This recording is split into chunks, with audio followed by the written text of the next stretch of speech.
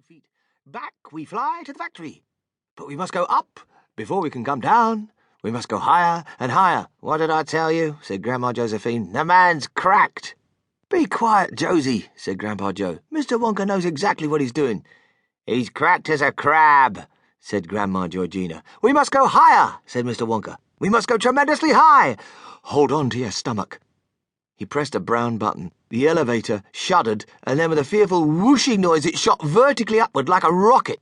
Everybody clutched hold of everybody else, and as the great machine gathered speed, the rushing, whooshing sound of the wind outside grew louder and louder and shriller, until it became a piercing shriek, and you had to yell to make yourself heard. "Stop!"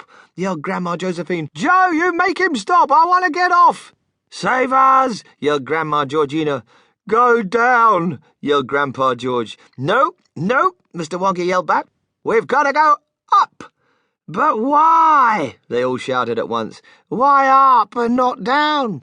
"Because the higher we are, when we start coming down, the faster we'll all be going when we hit," said Mr. Wonka. "We got to be going at an absolutely sizzling speed when we hit." "When we hit what?" they cried. "The factory, of course," answered Mr. Wonka.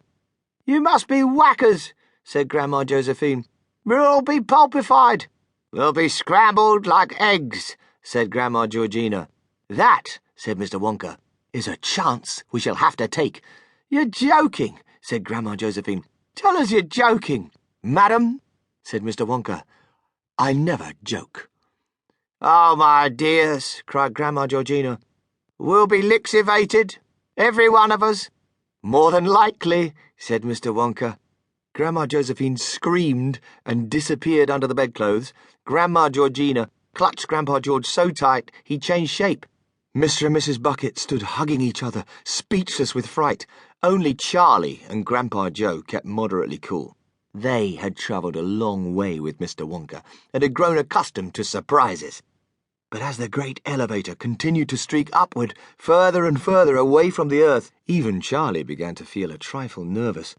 "Mr. Wonka," he yelled above the noise, "what I don't understand is why we've got to come down at such a terrific speed." "My dear boy," Mr. Wonka answered, "if we don't come down at a terrific speed, we'll never burst our way back in through the roof of the factory.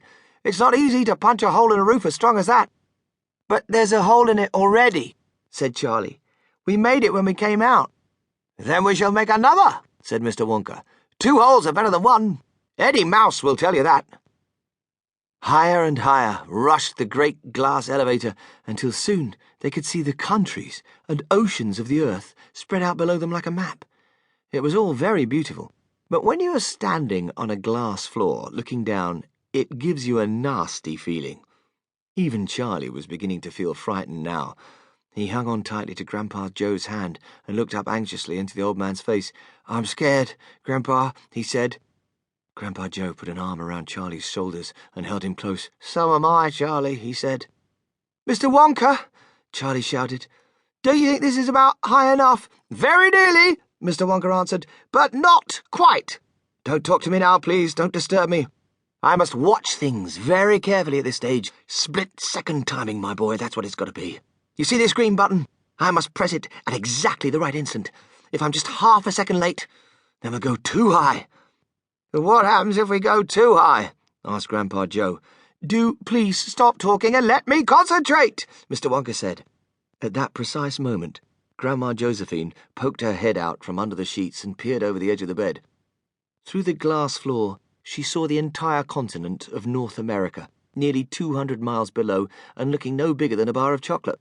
"Someone's got to stop this maniac," she screeched, and she shot out a wrinkled old hand and grabbed Mr. Wonka by the coat-tails and yanked him backwards onto the bed. "No, no!"